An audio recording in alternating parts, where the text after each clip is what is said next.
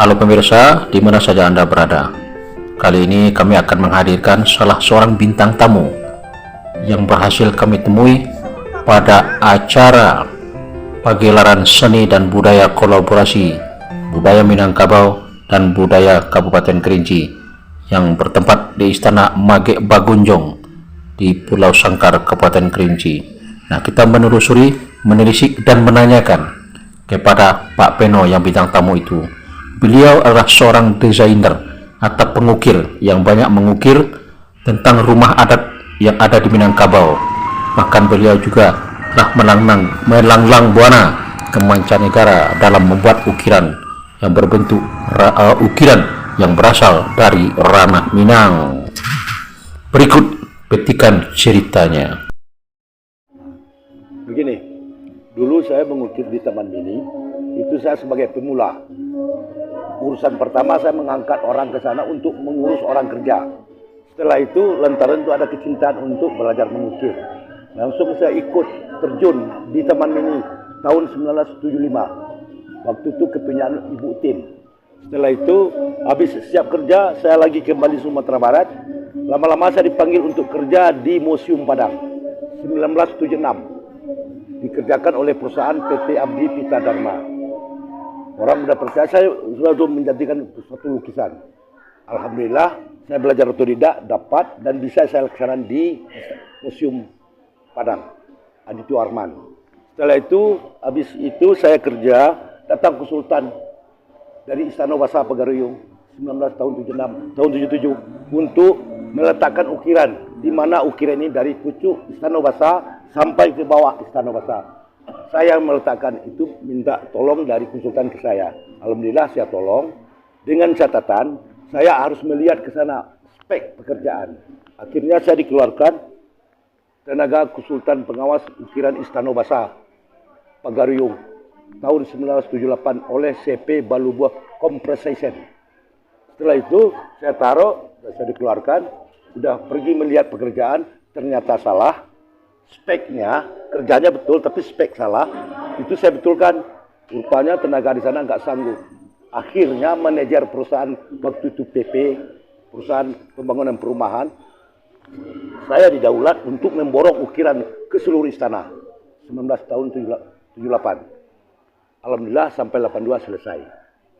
Kemudian di mana saja di kota-kota besar yang pernah membuat desain-desain?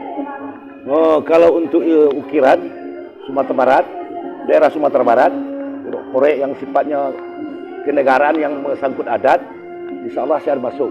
Dan lagi satu lagi 1981 saya bikin anjung rumah di Istana Malaysia, Balai Sri Andika di Rembau Malaysia 1981. Habis saya kembangkan, saya udah paham semua, bikin bukunya, satu sudah kirim Pak Camat sampai sekarang. Kemudian desain-desain yang dilahirkan itu, Ya, apa bentuknya? Apa misalnya pemandangan? ya,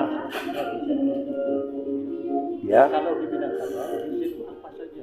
Kalau di Minangkabau tidak ada yang berbentuk binatang, yang bernyawa hidup tidak ada. Cuma berbentuk akar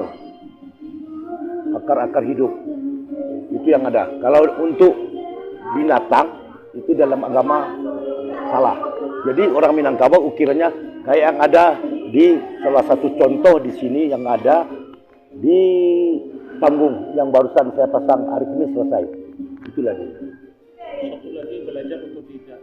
Betul. Belajar sesuatu. Ya. Dari mana dapat inspirasi berkembang seperti itu? Saya ada di kampung saya, ada tua ukir namanya Malin Kuniang, orang tua. Saya datangi tiap minggu, belajar otodidak, ukiran begini. Makanya saya insya Allah lantaran kami diskusi, tidak tahu inspirasi, cocok sepanjang yang dia bicarakan. Tidak belajar begini, ini begini, tidak pernah. Saya coba ya, saya belajar ngomong, insya Allah bisa saya akan di bangunan sampai sekarang. Di mana nih Pak Peno lahir? Saya lahir di Koto Hilalang, Kecamatan Kenegarian Lambah, Kecamatan Ampe Angke Canduang, Kabupaten Agam, Provinsi Sumatera Barat. Tahun berapa Pak dilahirkan? 04/04/1952. 04/04/1952. Kalau sekarang umur saya udah 70 tahun. Kemudian di mana Bapak bersekolah SD itu? Pas di kampung saya sendiri, Kota Ilalang, Empat Angkat. Kemudian SMP ini? Saya bukan di SMP, saya masuk dari SD ke ST, Sekolah Teknik 1967. Saya sekolah kayaknya SMP lah kalau sekarang, tapi dulu ST, Sekolah Teknik. Kemudian desain pertama dibuat, Ya. itu berbentuk apa? Desain pertama kali dicoba membuat gambar. Gambar apa?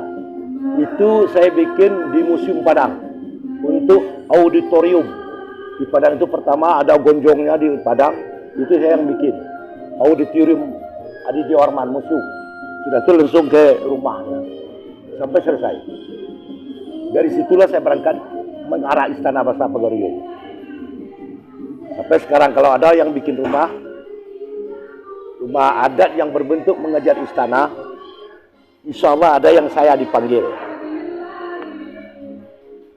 Sudah itu saya nggak ada ngomong saya kerja, saya kira nggak mau. Harganya mahal kalau saya kerja, bukan murah. Ada yang murah, ada di daerah saya tuh kayak tukang jahit, tapi saya nggak pakai. Kalau untuk desain saya, jangan usah tanya orang Istana Bahasa Pagariung.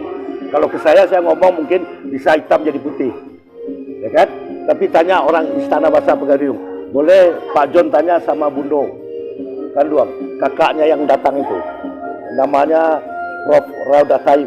Tanya siapa yang peno. Untuk lukisan saya dianggap ahli, bukan ahli. Dari karya-karya itu, Ya, apakah Bapak pernah mendapat piagam penghargaan atas karya-karya? tidak ada. Saya juga tidak mengharap dan saya tidak ingin mengali.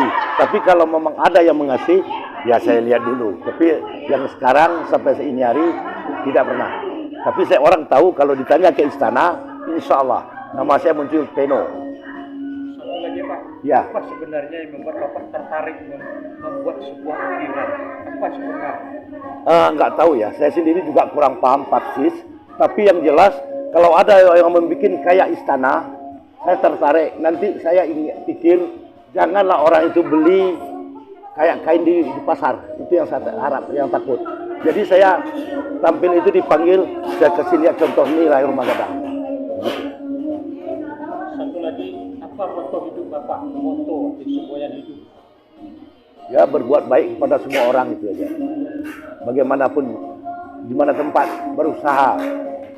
Itu aja. Kemudian sisi lain, apakah Bapak menerima upah dari hasil membuat sebuah ukiran? Jasa dan jasa Bapak. Kalau saya sistem kontrak. Contohnya Bapak Camat, itu bikin songkok rumah, anjung rumah gadangnya, sampai ukiran sampai leher ke atas, itu saya minta 200 lebih, tapi Pak Camat sanggup 200 juta. Oke lah saya kerjain. Tapi ada yang Pak Camat yang tanggung, ada saya yang tanggung. Sebagian kecil ada puncaknya, sisi ikannya, asinnya saya yang tanggung. Cuman itu, sampai di situ. Bapak punya keluarga Pak? Hah? Berapa orang anak? 4? Ya. Dari anak Bapak yang ada itu, ada nggak yang ikut jejak Bapak untuk menjadi seorang pelukis? 1. Nomor 3. Teknik sipil. Kemarin dia di sini, sekarang dia pulang, saya gantikan. Kemudian apakah anak Bapak nanti sudah jadi pelukir, sudah tidak? Apa yang Bapak harapkan? Oh, saya tidak mengharap, cuman saya kasih tahu dia juga bukan pengukir. Tapi kunci ukir itu saya kasih ke dia. Kita tidak usah jadi pengukir. Kita tahu salah yang benar dan salah, tapi kunci seluruh ukiran taruh di mana. Anak saya sudah tahu. Seandainya saya tidak ada, dia lanjutkan insya Allah. Dia yang ngatur. Yang kunci ukiran itu mengatur tempat dan di mana posisi dan tahu salah dan benarnya ukiran. Kalau saya dari pengukir asli, tapi sekarang tidak ngukir lagi. Kenapa? Anak buah saya kalau di Sumatera Barat, kalau tidak kenal saya pengukir, berarti dia baru. Kalau tidak kenal dia dengan saya pengukir, berarti dia baru. Boleh Bapak John tanya ke istana. Salah satu player raksasa 2 kali Istana Pagariung. Oke? Ada pesan Pak? Ya. Ada pesan yang mau disampaikan kepada pengukir baru? Saya pesan sedikit aja. Janganlah murahan jadi orang. Itu aja. Kok sini itu mahal. Tapi kalau orang sekedar mengukir, bisa dia jual kayak di warung pasar bisa. Tapi kalau dengan saya, dia bisa ngomong.